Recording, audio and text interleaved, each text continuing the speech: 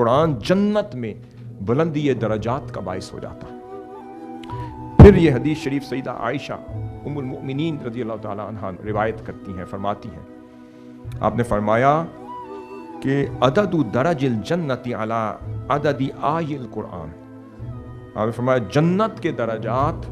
قرآن مجید کی آیات کے برابر ہوں گے۔ اس کا مطلب کیا ہے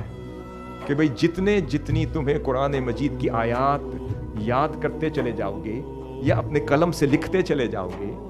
یا اپنی طباعت سے اسے پرنٹ کرتے چلے جاؤ گے، یا اس کا ترجمہ کرتے چلے جاؤ گے، یا اسے میمورائز کرتے چلے جاؤ گے، یا اس کی خدمت سر انجام دیتے چلے جاؤ گے، یا ان آیات کی تفسیر کرتے چلے جاؤ گے، یا ان کی خدمت کرتے چلے جاؤ گے، یا ان کا ابلاغ کرتے چلے جاؤ گے، یا انسانیت تک اس کو فہم پہنچاتے چلے جاؤ گے، سمجھ لو ویسے ویسے جنت کے درجات تمہارے بلند ہوتے چلے جائیں گے۔